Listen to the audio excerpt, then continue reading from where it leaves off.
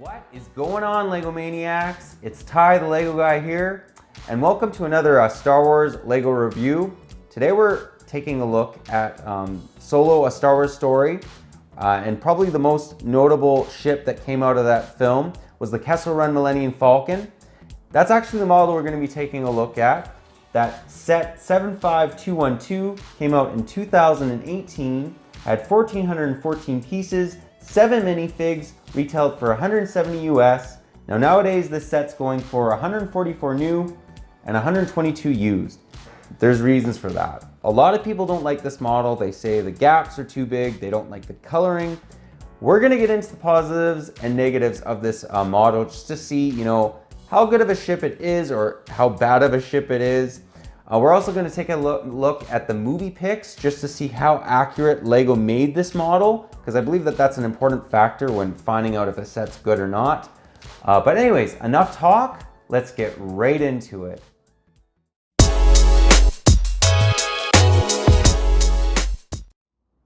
And to start this review off, let's just take a look at the box. So right from the get-go, I will mention this, and I actually really appreciated this about this box.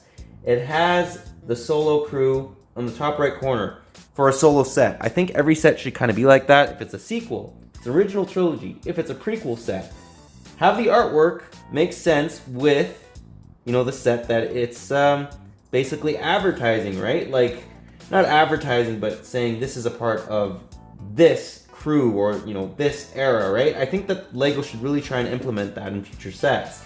On the bottom right corner, we have the minifigs, the info, just the set itself again on the side. And then on the back of the box, we have all the different features. So you got the escape pod, how to access the cockpit, the drop pad, the gunner. A lot of this stuff is super similar to the normal Falcon, and newsflash, because it is the Falcon, the only main difference is, again, that escape pod in the front. But besides that, it's all very similar to the normal Falcon that we know and love. Then on the top, it has the minifigs, and then on the bottom, just a typical Lego Star Wars box. Anyways, that's the box itself. Let's now get into the model. And here she is. So to begin this review, let's give you guys a 360 view of this ship. And as you can see, it doesn't mess around. This is not a small ship by far. This has 1,414 pieces. I believe that's one of the larger play scale Falcons as far as piece goes. But yeah, very, very nice looking. First thing I want to mention, if you guys watch this channel, I love engines, and this has, a really nice looking engine on the Falcon. It's been around since 2004, but I do appreciate it. I think this would be great to light up. And then you have some more engine detail just on the top of the ship. Now those are all stickers, unfortunately, but I think they add a lot of nice detail to the model itself. Continue to give you that 360 view. Very nice looking model. Again, these are all stickers, but I think they add some nice detail to the ship itself. So to start her off, let's get the bottom of the ship done as well, just to get that out of the way. So first thing you're gonna kind of notice is there's another little gunner with one of those stickers. That's one thing, I really don't like these stickers that much. I wish they were bigger. In fact, why not just give us a window piece in there to kind of give the idea of a gunner? I think that would be so awesome, actually, if Lego did that. Let me know what you think about that in the comments, but I think that would be fantastic. The other thing that's kind of cool, though, about this is this gunner is movable. This is one of the other changes. Back in, Solo, it only had basically one turret, whereas in the original trilogy, there's 4. So they've obviously improved on that in the future. The other thing I want to kind of mention is just this drop pad. Now, every Falcon has it, and in theory, this one actually works really well. Like, you can completely access the ship from there. However, let's just show you guys what it kind of looks like dropped. Another little complaint I have with the model. So you see this drop pad? You can't get anyone in there. Let's just demonstrate let's say the Pike is trying to sneak into the ship as he comes. This is the beginning of Ty and stop motions. You can't get him in there, and that really kind of bugs me. If these landing pads were a little bit taller, you could actually get the minifig in there, which would be awesome as the Pike dies. But because the landing pads are not that long and just, with the size of the ship, it just doesn't work. And it's a qualm I've had with almost every Falcon. Every Falcon doesn't do it correct. Anyways, let's now get more into the ship. And now getting back into the ship, what we're going to take a look at is the cockpit. So, okay, a lot of people didn't like this because this white is not the same white as this. And I do agree that this white should be the same color, as the white Lego pieces, right? But it's not the end of the world. It does look like they actually tried to make it white to a point. I do wish it myself as well, that, this was a little bit whiter, but it's not the end of the world. I don't hate it. It's not gray, so that's at least good, okay? That's, credit where credit's due. So the cockpit kind of looks like this coming at you. I think they did a good job. And the nice thing about it too, you can just take it off like so, very easy. And then there's Han and Chewie. Now I will mention too, it fits 2 minifigs. That's absolutely fantastic. And the other cool thing about this is it does have a computer. Now let's just get those minifigs out of there to kind of show that off. Unfortunately, it is a sticker piece, okay? But I think it's nice that they have it there. The other thing about this ship, now getting away from the cockpit, is it has really well designed flick fire missiles. And not flick fire missiles, but just, missiles. And how you kind of shoot them off is you just click right here and bang. Bang. They're basically like Lego buttons, and I think Lego did a fantastic job designing those. The other thing we're going to get into is the escape pod. So this is the one key difference from any of the other Falcons to this one, even the UCS one. None of them have this. So it's nothing too crazy. They, again, have that fuel source they're after in Solo.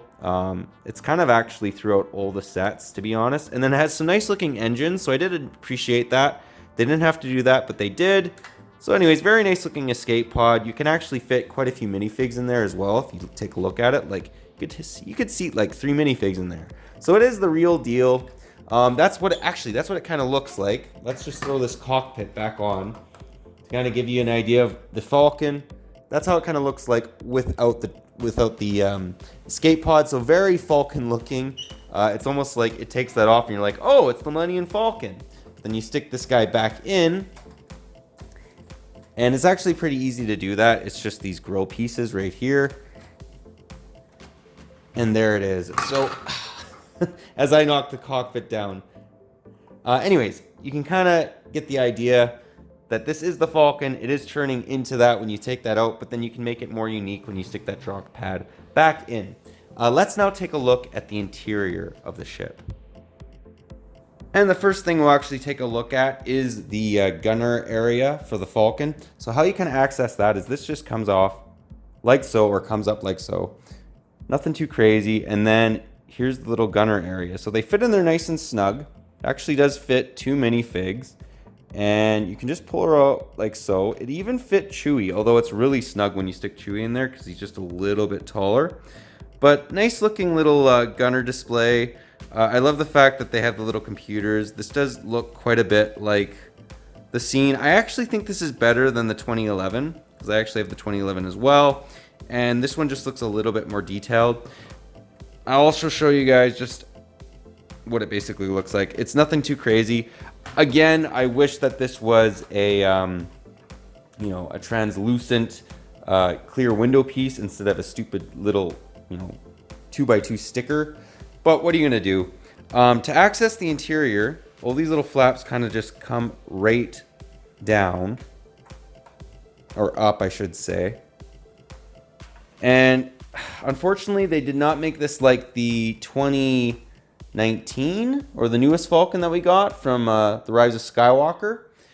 This one comes out in all these individual flaps, but it's not a bad thing. I'm not completely against it. It is what it is. But actually what we'll do now is we'll just break it down room by room.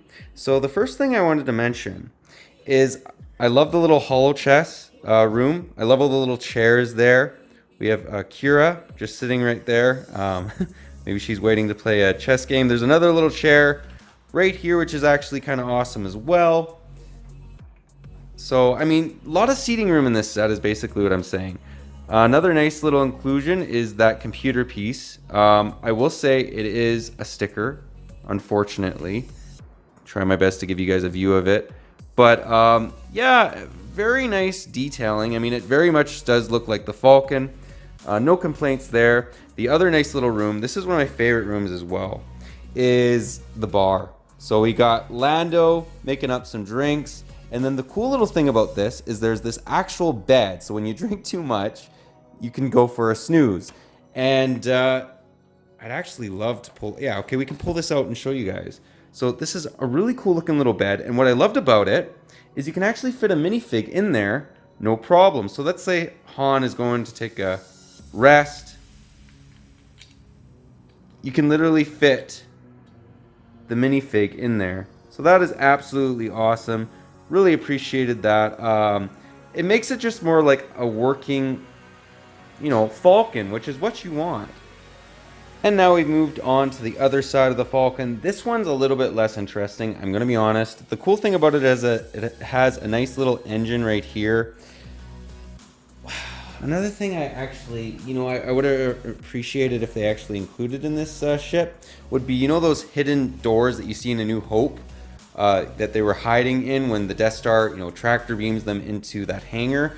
They don't have that in this model. Now, that may be an improvement that was made with the original trilogy, but it is not included.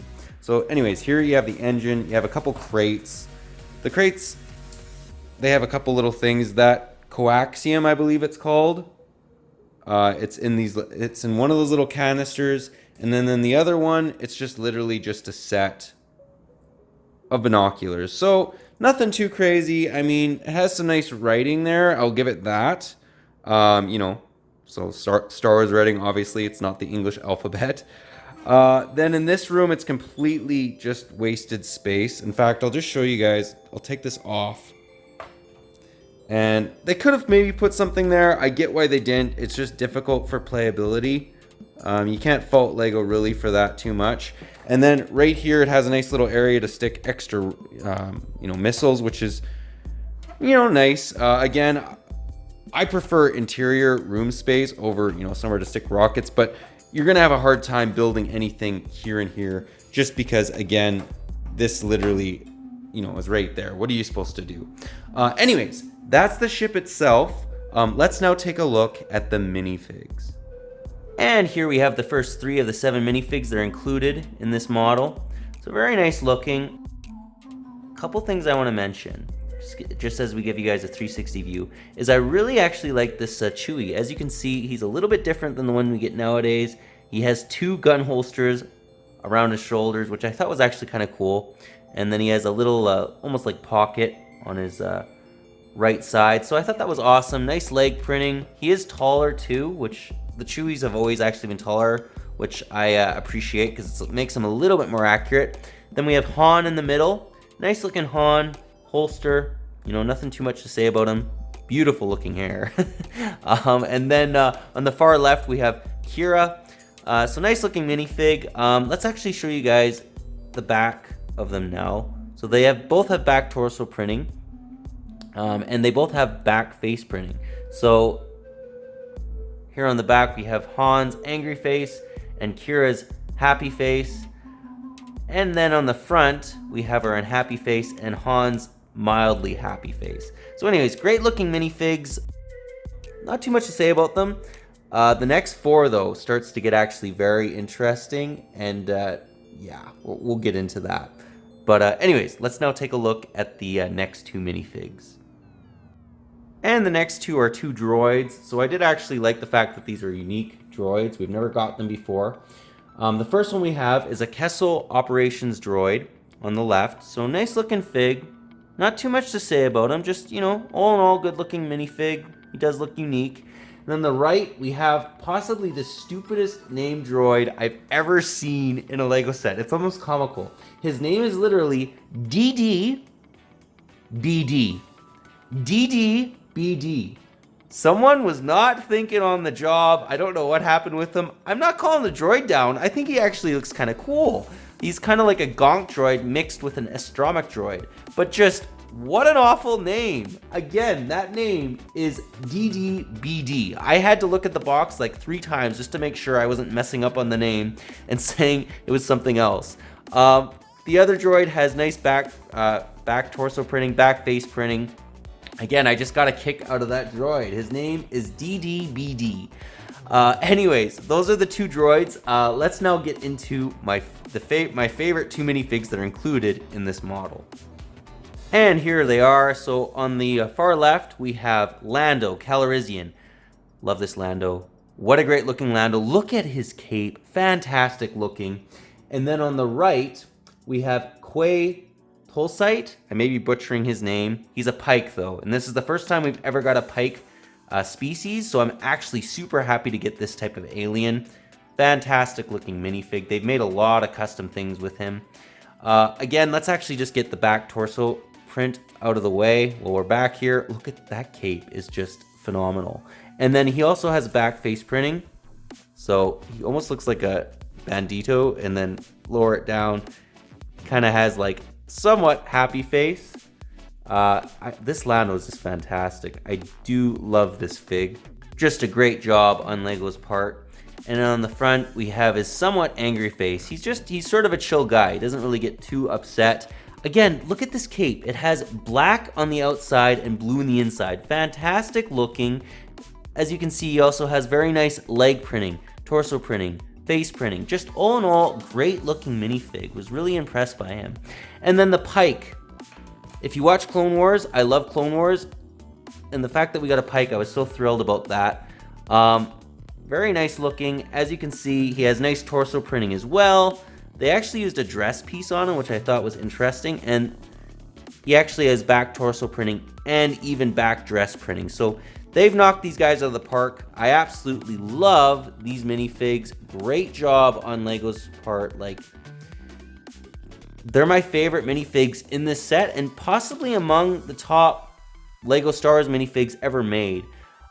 Anyways, those are the minifigs. Let's now take a look at the movie pics just to see how accurate this set really is. One other thing I just wanted to get out of the way as well before we get into those movie pics is check out again this cape. The reason I like this so much is it goes down like a normal cape, and then it has basically like a collar coming up as well. Like, it's just a very fancy cape, and it's the first time I think Lego's ever done it.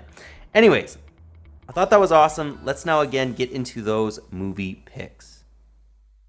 And now we've come to the picture segment of the video. And I really feel that I think Lego does a good job representing it. I mean, yes, it doesn't look quite as sleek just because, again, there is those gaping holes within, the Kessel Run Millennium Falcon that Lego's made. I think if they were to make it like the 2019 Millennium Falcon, we wouldn't have this issue and it would look basically perfect. But even as is, I still think that Lego did actually a decent job representing it. They could maybe make it look a little bit dirtier in spots and whatnot, but I still think that Lego, all in all, did a decent job. Believe it or not, this was actually really difficult to get a picture of the Kessel Run Millennium Falcon. There was barely any pics, but I think that this one's good. And all in all, I think Lego did a decent job, 8 out of 10. It's not perfect, again, mainly because of those gaping holes. But besides that, very good job on Lego's part. Well, guys, that was my review. Do hope you enjoyed it. Honestly, looking at the movie pics, looking at the model itself, I have to say for minifigs, this set's awesome. So many good minifigs. They couldn't have given you a better selection. I'm not sure why they didn't include Lando's personal droid, but besides that, great looking model. I think the interior, they did a good job. And yes, those gaps, you can see the interior. I was not a big fan of that. I think if they were to make it in the new way that they kind of make Falcons, where it kind of just comes up into 4 different flaps, I think this ship would have been a lot better. We wouldn't have seen that as much. And I just have to say it, I don't think this Falcon looks as good as the original one we're used to from the original trilogy. I don't think it's Lego's fault. I don't think that the ship necessarily is bad. I just think that the normal OG Falcon is just a better looking ship. I do think it looks kind of wonky with this escape pod in there. I mean, people might think it looks more sleek, but I just think that the normal way that we have the Falcon without that escape pod looks better. But let me know what your guys' thoughts are on this set. If you possibly own it, any areas you think they could maybe improve on it. that I haven't mentioned. Yeah, I'd like to know what your personal opinion is on this model. Out of 1 out of 10, I still rate this at an 8. It's still decent, definitely still worth getting. I just don't think it's as good as a normal Falcon, and I don't necessarily think, again, it's because it's a bad ship or Lego did a bad job at it. It's just, I don't think that this model looks as good as the normal OG Falcon that we have nowadays, or in the original trilogy, not nowadays. But anyways, that's all I got for you today. But if you like this video, leave it a thumbs up. If you're new to the channel, definitely consider subscribing and click that bell so you're notified for any future Lego Star Wars reviews, comparisons that we do on this channel. We basically do them every Tuesday, and as a Star Wars fan, I really like doing them. But yeah, that's all I got for you again. But thanks again for watching, and I'll catch you on the next one.